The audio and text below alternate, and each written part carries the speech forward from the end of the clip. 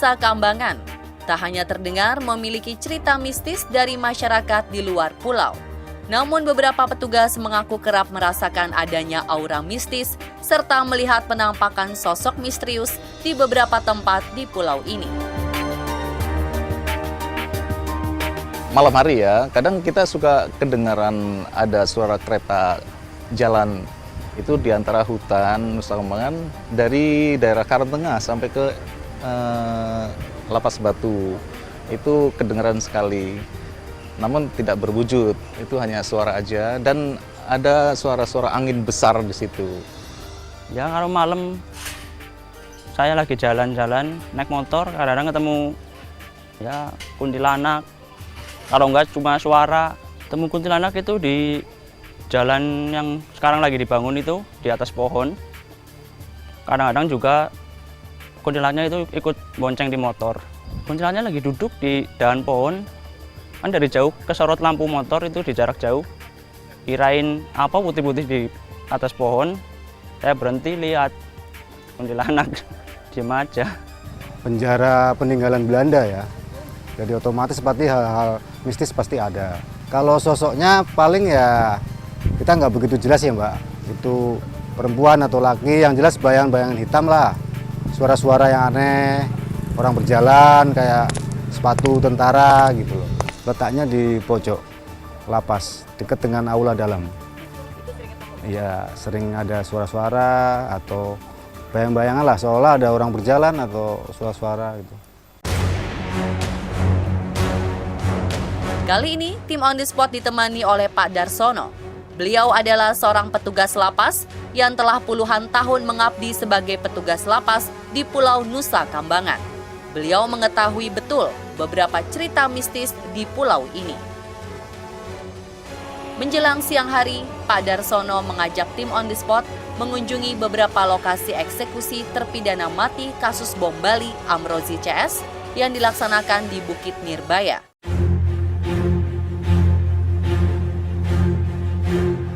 Masih lekat di ingatan kita tentang kasus bom Bali yang mengguncang Bali pada 2002 silam. Lebih dari 200 orang tewas akibat peristiwa tragis ini. Setelah sekian lama melakukan pencarian terhadap pelaku, akhirnya 5 November 2002, kepolisian menangkap salah satu tersangka kunci, Amrozi bin Nur Hashim, di Lamongan, Jawa Timur. Statusnya pun resmi dinyatakan sebagai tersangka dalam tindak pidana terorisme pada 8 November 2002. Sedangkan Imam Samudra ditangkap pada 17 November 2002 dan Ali Gufron alias Muklas ditangkap di Klaten, Jawa Tengah pada 3 Desember 2002. 9 November 2008, Amrozi CS ini dieksekusi mati di Pulau Nusa Kambangan, tepatnya di Bukit Nirbaya.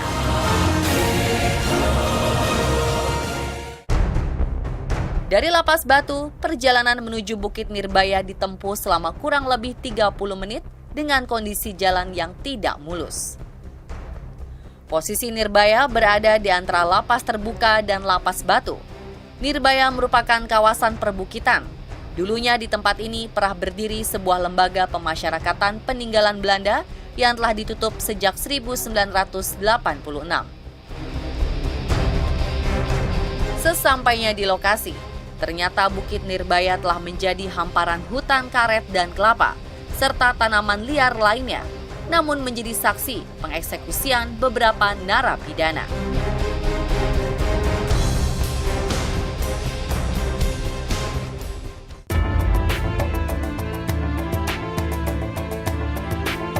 Selanjutnya, Pak Darsono mengajak tim On The Spot mengunjungi sebuah gua yang telah ada sejak pulau ini ditemukan. Dalam perjalanan, Pak Darsono bercerita tentang sebuah pohon Kamboja yang terkenal angker. Pohon Kamboja ini berada di tengah-tengah pertigaan. Jika ke kiri mengikuti jalan aspal menuju Lapas Permisan, Kembang Kuning, Pasir Besi, dan Lapas Besi. Sementara ke kanan merupakan jalan beton menuju lapas yang dipersiapkan untuk narapidana resiko tinggi. Lapas resiko tinggi ini terletak di sebelah barat bekas reruntuhan Lapas Karanganyar. Kabarnya pertigaan pohon Kamboja ini merupakan pusatnya sosok-sosok misterius. Ya di situ sering juga terjadi atau sering didatengin macan, harimau tutul, itu suka nongkrong di situ. Kalau nggak salah tadinya ada semacam makam di situ. Juga di situ kalau maghrib itu kadang-kadang sering keluar. Ya itu kuntilanak itu, Mbak. Itulah sebabnya pohon Kamboja ini tidak pernah ditebang hingga saat ini.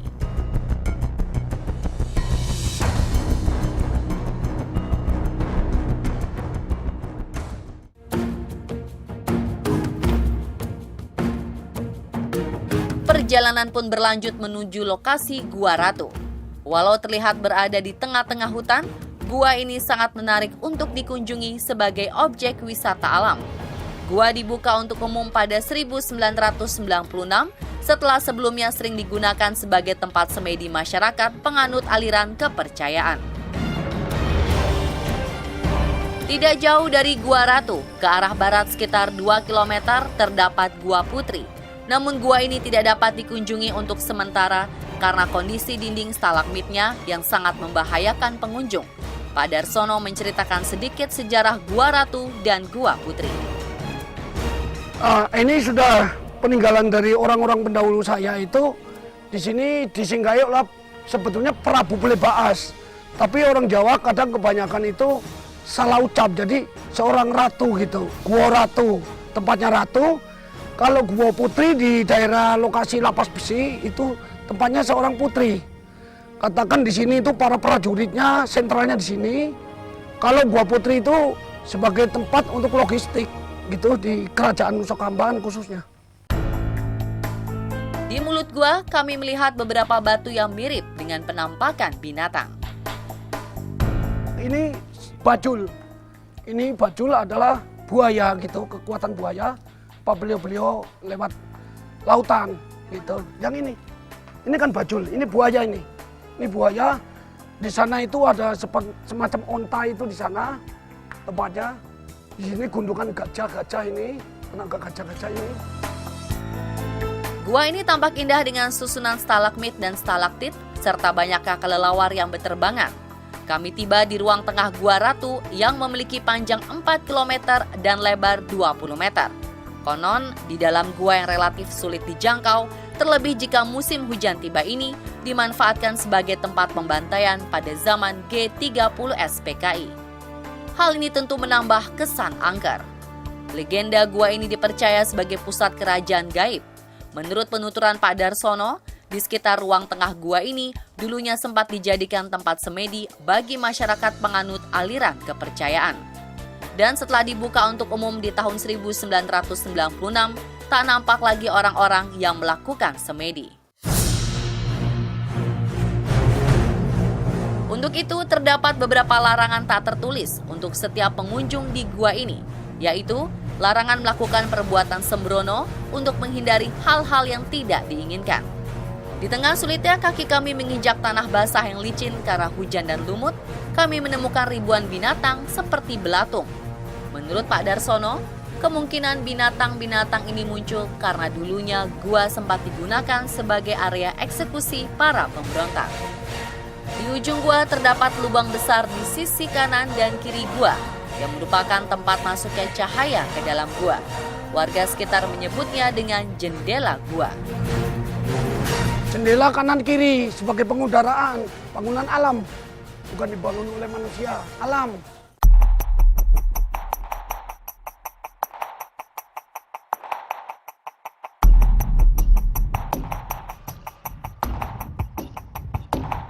Sebelum gelap, Pak Darsono mengajak kami berkeliling Pulau Nusa Kambangan. Beliau lantas bercerita tentang banyaknya bangunan peninggalan Belanda yang kini hanya tinggal puing-puing saja. Tibalah kami pada sebuah puing-puing peninggalan Belanda yang dulunya adalah tempat peristirahatan kaum elit Belanda yang mengunjungi Pulau Nusa Kambangan.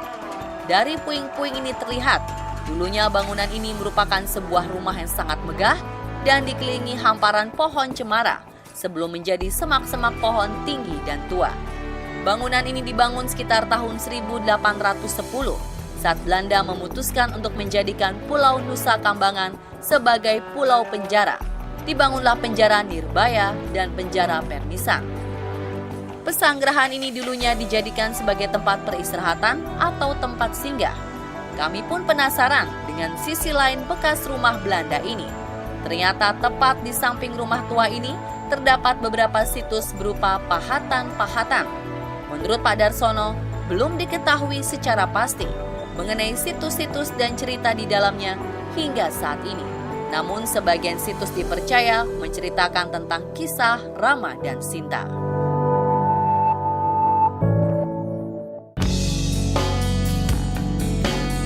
Itulah sepenggal kisah mistis tentang Pulau Nusa Kambangan. Di samping sisi mistisnya, pulau ini memiliki keindahannya tersendiri.